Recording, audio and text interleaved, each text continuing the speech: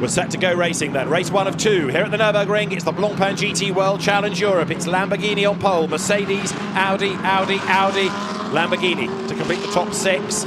If the race director is happy with everybody's position within the formation, the race will get underway. The lights will flick to green. They accelerate away. A good start made by Bortolotti. Not a great getaway by Stolz on the other side of the front row. So Bortolotti leads Gachet down to turn 1. Stolz breaks late on the outside line, tries to get back alongside and reclaims second. 3 wide, look for third as they wriggle their way through the corner. 1 or 2 run wide. So far, they've got through without the contact we feared. Well, that's only turn 1. There's 2, 3 and 4 to get through. So the field sort of stringing out the top 6, 7 cars strung out. But there you see just behind, trying to go 2 abreast. In some cases, it'll be almost 3 abreast. Taking a lot of curb on the inside and running around the outside of the corner. So actually, it's one of the better, cleaner starts we've ever seen at Nürburgring.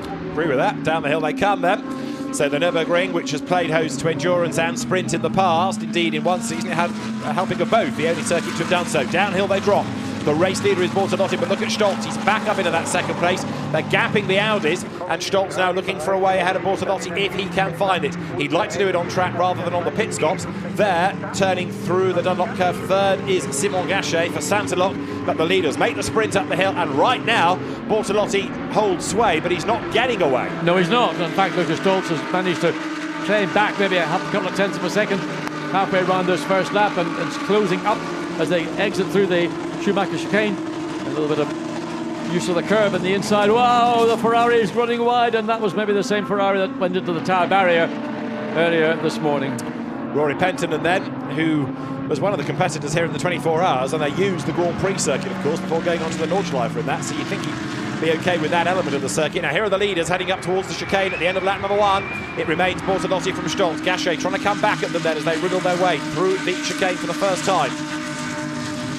They're going through number 17, Tom Gamble, the Brit ahead of Aurélien Panis in the Lexus, the grunt and go Lexus going strongly. Number 90 of Fabian Schiller chases after Nico Bastian, but the leaders go across the timing line at the end of lap 1. Bortolotti has the advantage, 3 tenths up on Stolz.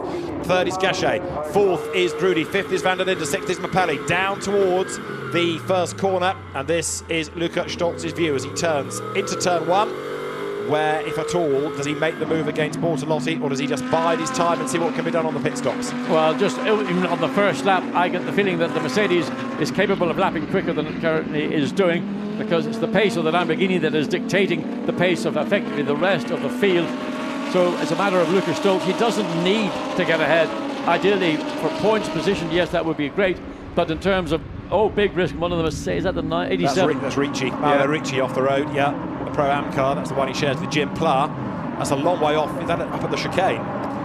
Well, we're still green. Will that see a full course yellow?